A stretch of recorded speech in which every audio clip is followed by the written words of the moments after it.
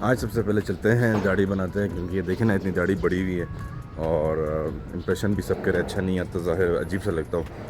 तो देर किए बगैर पहले चलते हैं दाढ़ी बनाते हैं, फिर उसके बाद अपना ब्लॉग कंटिन्यू करेंगे। हमारे फ़िलहाल इलाके का मशहूर सलून वाले जो हैं इरफान भाई हैं। इरफान भाई के पास सारी दुनिया आती है तो हम भी इन्हीं के पास आ गए हैं। ना ना दुनिया सुन रही है, फिर लोग आएंगे क्या ख्याल है इरफान भाई, लोग आएंगे फिर? बहरहाल अखलाक के अच्छे अल्हम्दुलिल्लाह। चलें बाल बनाते हैं, कहते हैं मोबाइल रखूं। वेल दाढ़ी हमने बना ली, तो आप बताएं कि अब जो मेरा लुक है वो कैसा है। वेल ऐसा है कि पहले मैं नहा लेता हूँ और नहाने के बाद देखते हैं कि हमें वक्त कहाँ ले जाता है। चले नाज़रीन, फ़्रेश होके निकल आए। मैंने आपको क्या कहा था कि भाई वक्त और किस्मत जो है वही तय करती है कि हमने कहाँ जाना है और कब कैमरा ऑन होना है। तो वैसे किस तरफ जा रहे हो? बाज़ार तरफ जा रहे हैं? तो जी चल रहे हैं बाज़ार की तरफ। तो आप लोग को बाज़ार भी दिखाते हैं कि बाज़ार हमारा आजकल कैसा चल रहा है। रूटीन तो सबको पता है कि धंधा मंदा है, फिर भी आप लोग को लेके चलते हैं। अच्छा, मैंने एक चीज़ ऐड कर दूं कि कुछ दिनों से ऐसा है कि मेरे कुछ इस तरह दोस्त करीब जो नज़दीक मेरा ब्लॉग डेली बेस पे देखते हैं, तो उनके मैसेज आया खैर है कि अब ब्लॉग अपलोड नहीं कर रहे हो यूट्यूब पे, मतलब कोई नोटिफिकेशन वगैरह हमें नहीं आ रहा। मैं काफ़ी हैरान हुआ। मैंने कहा बिल्कुल दूसरे दिन तीसरे दिन जो है मेरा ब्लॉग तो आ जाता है। तो बाद में थोड़ा सा रिसर्च किया, चीज़ें क्या, पता चला कि जनाब अली हो ये रहा है कि यूट्यूब कह रहा है कि भाई अब आप अपनी वीडियोस जो है प्रमोट करें, मतलब चंद पैसे दे के आप उसको प्रमोट करें ताकि हम ज़्यादा से ज़्यादा ऑडियंस को दिखा सकें। मैंने कहा अच्छा ये धंधा भी होता है, हमें तो ये नहीं पता था। बस ये बताया गया कि जी व्लॉगिंग और क्या कहते हैं एड्स, इनकम वगैरह वगैरह। अब ये नहीं पता था कि भाई इस पर प्रमोशन भी लगाने हैं और जी लिमिटेड एक्सेस है कि भाई यूट्यूब का या प्रीमियम आपने यूट्यूब का जो प्रीमियम पैकेज है वो आपने मंथली लगवाना है, उससे आपको फ़ायदा होता है, उससे आपकी वीडियो सर्कुलेट होती है। और दूसरा ये कि भाई आपको पेड प्रमोशंस अपनी ही वीडियो का जो है वो करवाना है। चलो अब ये भी करके देख लेंगे इससे क्या है, सेहत पे असर पड़ता है या कितने व्यूज़ इससे आते हैं। हालांकि जैसे मैंने लास्ट टाइम आपको कहा था, गांव के लोग थे, कुछ यहाँ के थे, कुछ बाहर के थे जिन्होंने चैनल सब्सक्राइब किया और वो तक भी यही मैसेज कर रहे हैं कि यार आपके ब्लॉग नहीं आ रहे। तो सोचने की बात है।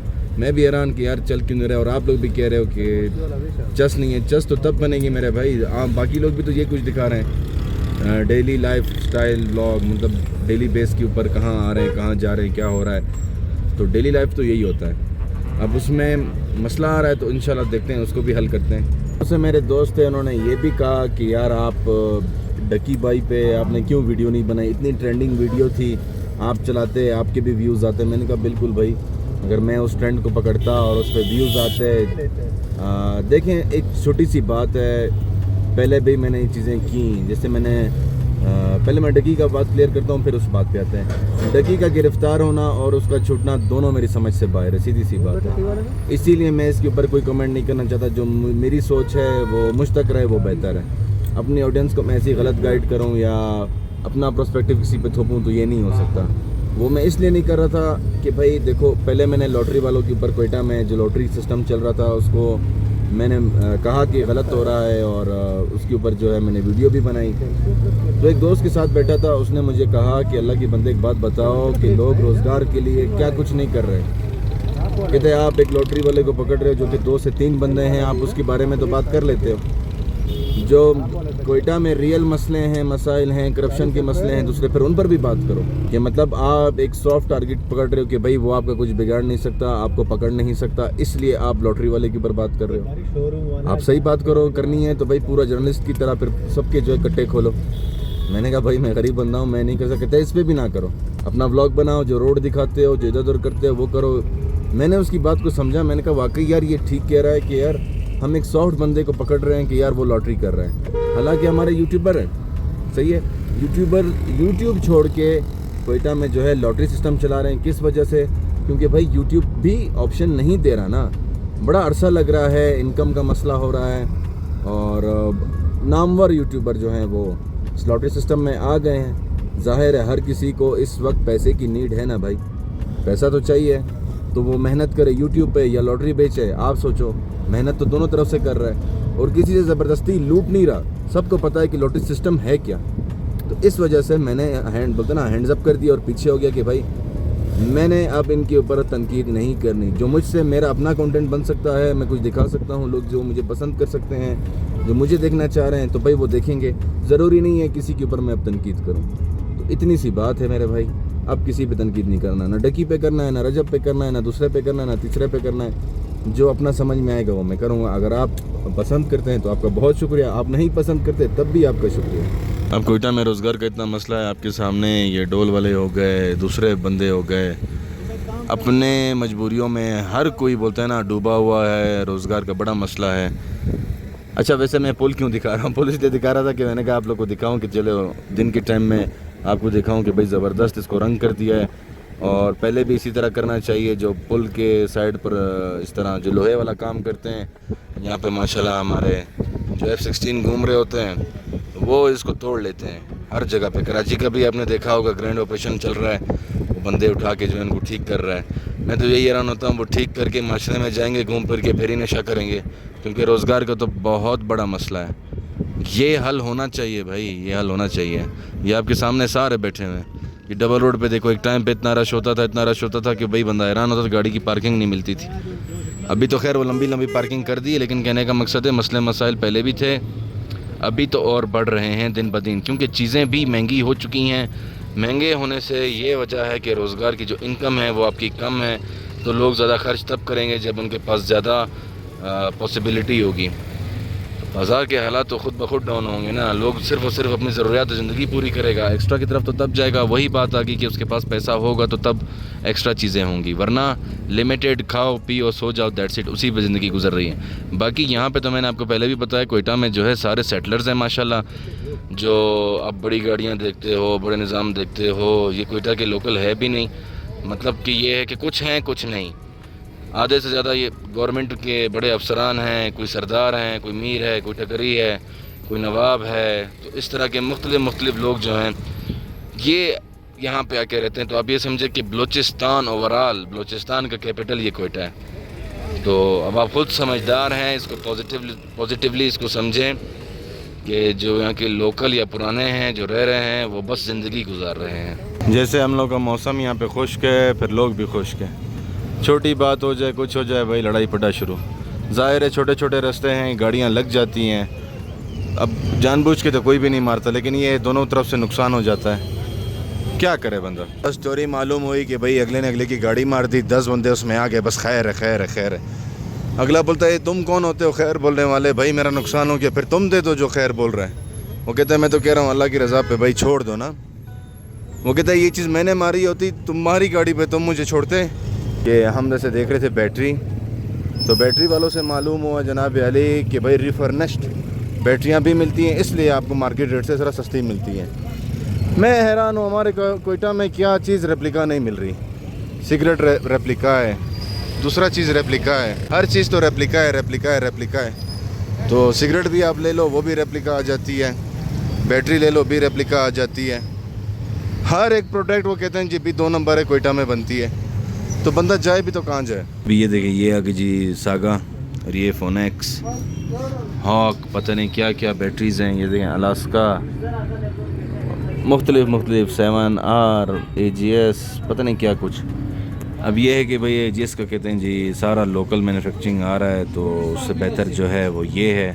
अब अल्लाह वालम किस पे बंदा एतबार करे किस पे ना करे। अब 2 नंबरी इतनी अरूज के ऊपर है। अब ये जो देख रहे हैं जो वाइपर के जो रबड़ आते हैं, ये वाइपर पूरा नहीं, इसके नीचे वाली जो रबड़ है, ठीक है, ये तकरीबन महीना पहले डलवाई थी 600 रुपये में।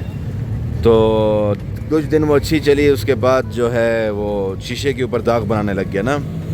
अभी वाइपर वाला आया, उसको मैंने कहा कि भाई चेंज कर दो, कहता ये तो है ही 2 नंबर। मैंने कहा जो आपका ही भाई था, आपका ही बिरादरी का था, जो कि हमसे जो कसम कुरान दे के उसने हमसे 600 रुपये के जो है ये सिर्फ़ और सिर्फ रबड़ जो है डाल की थी, और अब आप हैं कि कह रहे हैं जी ये 2 नंबर है। मैंने कहा चलें यार इस रबड़ को चेंज कर दो, कितना लोगे? कहते जी 700 रुपये। कमाल है। मैंने कहा ये रबड़ भी ले जाओगे, नए रबड़ डालोगे और 700 रुपये?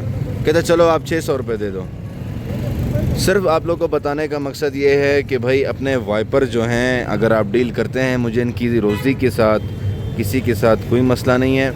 एक फ़्रॉड है जो कि खुलेआम ये करते हैं, उसमें सिर्फ ये चीज़ कह रहा हूँ कि भाई अपने रबड़ चेंज करा दिया करें। हर सीज़न में हर 2 महीने बाद कोशिश करें कि अपने रबड़ चेंज करा दें।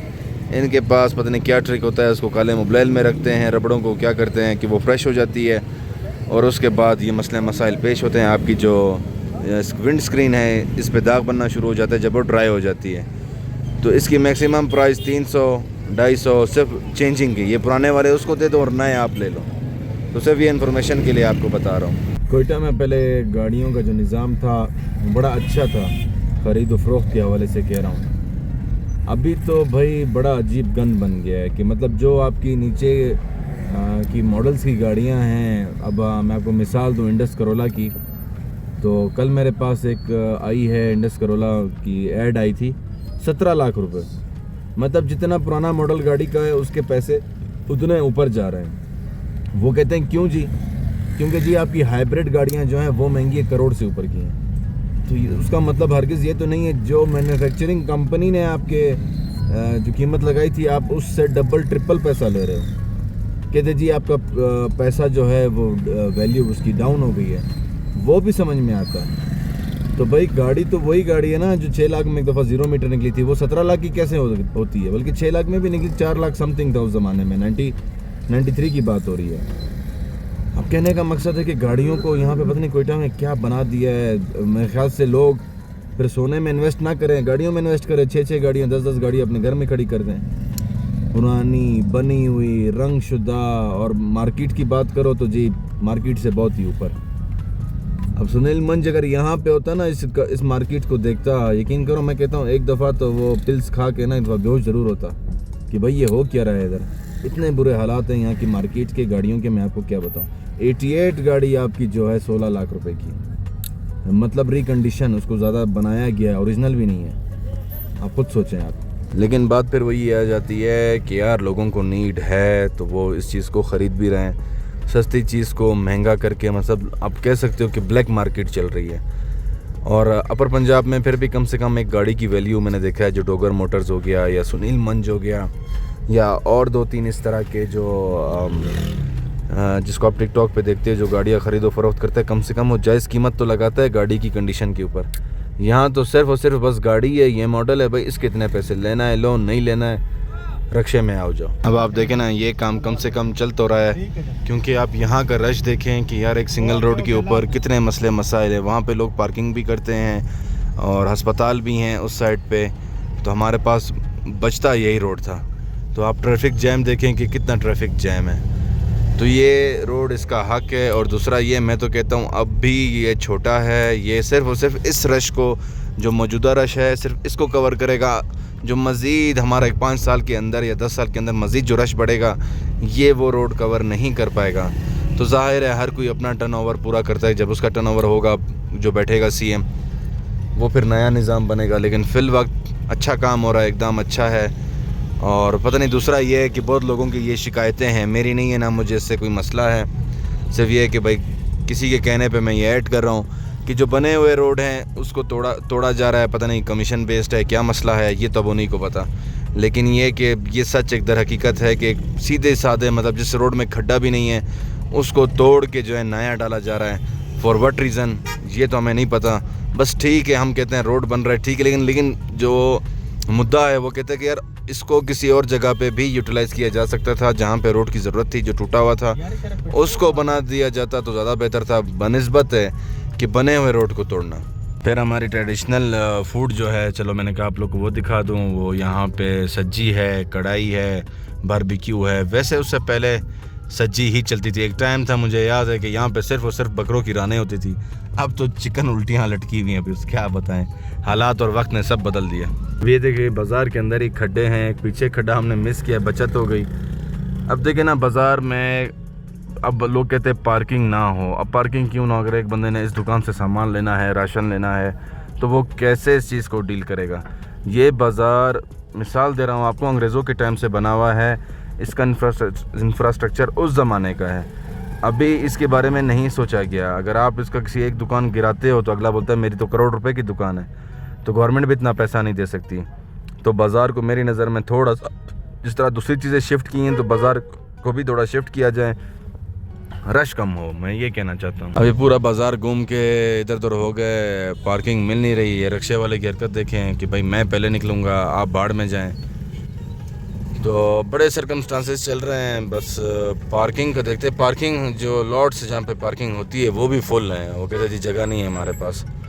अब हम हैरान है कि बंदा पार्क करे तो पार्क करे किधर गाड़ी को। अब जिसका बस चलता है तो आपके सामने यहाँ पे गाड़ी पार्क भी है, चाहे वो दुकानदार है या कोई दूसरा है। बस ये है कि अगर हम खड़ी कर देंगे तो आपको पता है कि जी आम बंदे को तो चालान ही फेस करना है। अब आप गिन सकते हैं गाड़ियों की लाइन, चीज़ें सिर्फ यहाँ पे नहीं थी, पीछे भी थी। मैंने कहा चल इग्नोर कर देते हैं कि यार किसी का नंबर आ जाएगा, कुछ आ जाएगा तो मज़ा नहीं करता है। लेकिन ये देखिए आपके सामने गाड़ियाँ खड़ी हुई हैं, ऐसा नहीं है। अभी एक टाइम था कि भाई लोग जो है अमीर गरीब जितना भी था ड्राई फ्रूट ले लेता था अपने बच्चों के लिए, अपने लिए। ज़ाहिर है सर्दी की ये खुराक होती थी। अभी तो इतना महंगा हो गया, ये तो भाई ऊंची ऊंची इमारतों वाली दुकानों में जाके पड़ा हुआ है। और इसका रेट पता करो तो भाई 2000, 2500, 3000 इस तरह की जो है महंगी चीज़ें मिल रही हैं। गरीब के बस से ही चला गया। मुझे तो लगता है भाई अभी तो टेस्ट भी भूल गए होंगे, एक नायाब चीज़ बन गई है। देख लेना कुछ वक्त में सोनार की दुकान में जो है ये ड्राई फ्रूट आपको मिला करेगा। ऐसे ही मजाक कर रहा हूँ यार। कल ये थी आज की रूटीन, और आप लोगों ने देखा कि हम कहाँ गए कहाँ आए। ये वक्त और नसीब की सब बातें होती हैं। बाकी जो आपको पता है ऑन द स्पॉट जो थॉट दिमाग काम कर रहा होता है उसी के ऊपर जो है व्लॉग बना लेता हूँ। कोई स्क्रिप्टेड प्लान्स मेरे नहीं होते कि मैं कहूँ कि जी मेरे प्लान्स होते हैं और मैं उसी के ऊपर बात करता हूँ। तो बस नॉर्मली जो है जो दिमाग में आया वो ऑन द स्पॉट जो है मैं वीडियो बना लेता हूँ। उम्मीद करता हूँ कि आपको मेरा व्लॉग पसंद आया होगा। लाइक करें, शेयर करें और सब्सक्राइब करना ना भूलिएगा। मिलते हैं इंशाल्लाह अपने अगले व्लॉग में। तब तक के लिए अल्लाह हाफ़िज़।